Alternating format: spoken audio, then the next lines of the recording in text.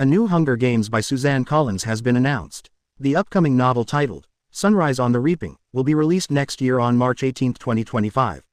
According to publisher Scholastic, it will start on the morning of the reaping of the 50th Hunger Games, also known as the second quarter quell. As reported by the Associated Press, the fifth volume in Collins' dystopian series will be a prequel set 40 years after the events of The Ballad of Songbirds and Snakes, and 24 years before the events of the original Hunger Games novel. Author Suzanne Collins also shared her inspiration for the new novel with AP, citing David Hume's concept of implicit submission and the dynamics between rulers and the ruled. The story also lent itself to a deeper dive into the use of propaganda and the power of those who control the narrative. The question, real or not real, seems more pressing to me every day.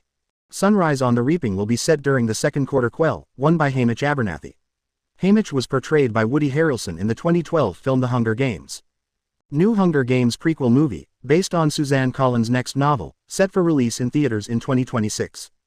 After last November's Hunger Games prequel, The Ballad of Songbirds and Snakes, charmed its way to $337 million at the box office, Lionsgate teased that moviegoers may not have seen the last of Panem, the dystopia where the story is set, even though the spin-off story covered the entirety of author Suzanne Collins' 2020 novel of the same name.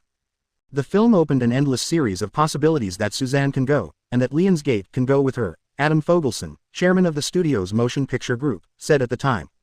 To that end, Collins is writing a new book, Sunrise on the Reaping, to be released in 2025.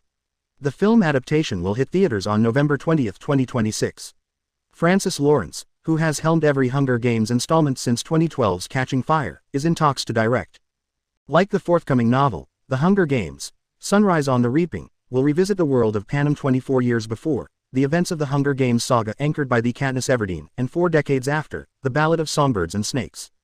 It will start on the morning of the reaping of the 50th Hunger Games, also known as the second quarter quell, in which haymitch Abernathy, portrayed by Woody Harrelson in the original series, competed. Haymitch Abernathy later mentors Katniss and Peeta in the 74th Hunger Games. Suzanne Collins is a master storyteller and our creative North Star, Fogelson said in a statement. We couldn't be more fortunate than to be guided and trusted by a collaborator whose talent and imagination are so consistently brilliant. The second quarter quell is legendary and looms large over the history of the games, even into the time of Katniss Everdeen a quarter century later. Meredith Week and Scott O'Brien will oversee the production on behalf of the studio. Patricia Lucella and Phil Strina oversaw the rights for the book for Lionsgate.